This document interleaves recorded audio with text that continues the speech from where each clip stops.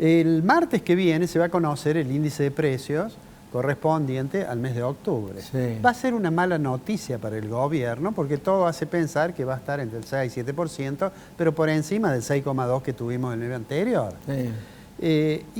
Quería hacer una reflexión sobre esto de la inflación. Mira, el gobierno tiene una contradicción inevitable.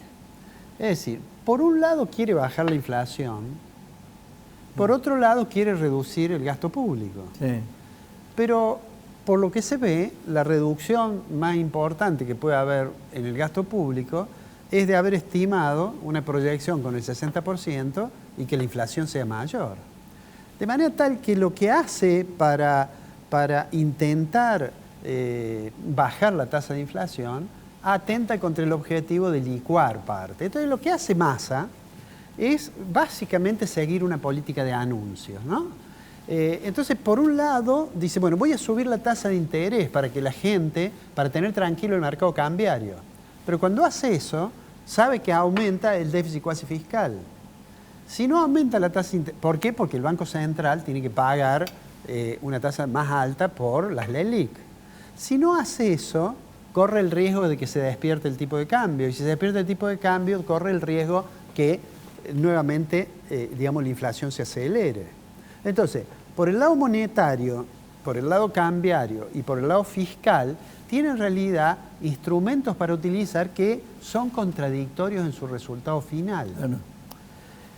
Esta semana va a haber una licitación en la cual va a tratar de renovar buena cantidad de la deuda y lo que a veces el gobierno reconoce como un éxito, y entonces el presidente dice, bueno, estamos avanzando lentamente para resolver los problemas. En realidad, cuando logra, digamos, captar muchos recursos, eso tiene dos consecuencias. Por un lado, quedan menos recursos para el sector privado, es una cosa que los economistas suelen llamar crowding out, pero por otro lado, esa mayor captación es con una tasa de interés más alta que, aunque le permita financiar, por ejemplo, el déficit fiscal, le aumenta el déficit cuasi fiscal del Banco Central.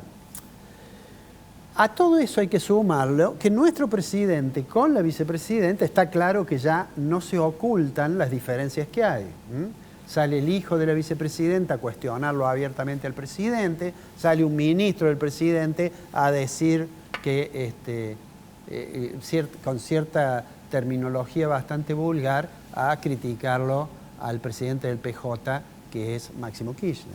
Entonces, digo, cuando el martes que viene veamos el índice de inflación, lo que vamos a estar viendo es un nuevo elemento que va a fracturar a este triunvirato que estamos viendo en pantalla. Claro. Es decir, da la impresión, el discurso de Cristina así hizo, que Cristina dice, bueno, yo lo apoyo a Massa, y no lo menciona el presidente. Sí. Su hijo lo critica al presidente, y Massa va como haciendo equilibrio. El problema es que las medidas que toma Massa son todas medidas tratando, yo diría que tiene un objetivo claro, que es llegar, digamos, como pueda, a el cambio de gobierno, ¿no? Y entonces así se suceden medidas que a veces no se ponen en funcionamiento, que son contradictorias. Digamos, tuvimos aquella oferta del dólar soja, Sí. ¿no? Ahora vamos a tener una que es más confusa, de un dólar para las economías regionales. Sí. La vicepresidenta se mantiene callada por ahora, ¿no?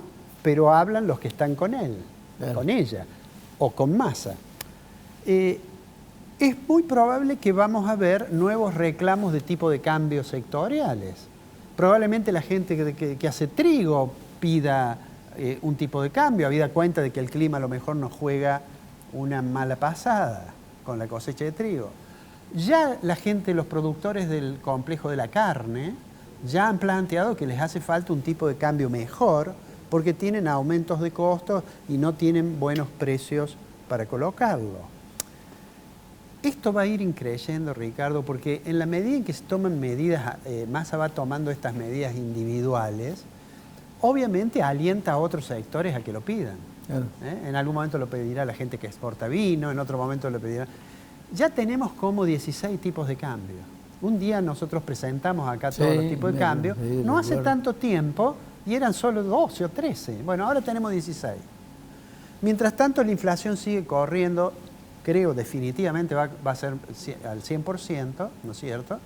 Eso hace, como hemos mostrado en los gráficos en otros programas, que se atrasa el salario.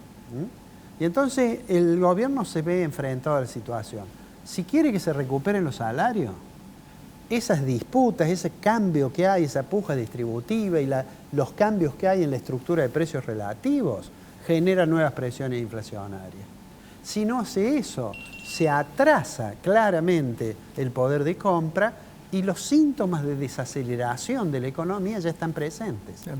De hecho, si uno mira los datos de empleo del Ministerio de Trabajo de agosto, ya prácticamente no creció respecto del mes anterior. Si uno mira el nivel de actividad, claramente se va desacelerando. Entonces, si a uno le preguntan, bueno, ¿qué es lo que puede ocurrir?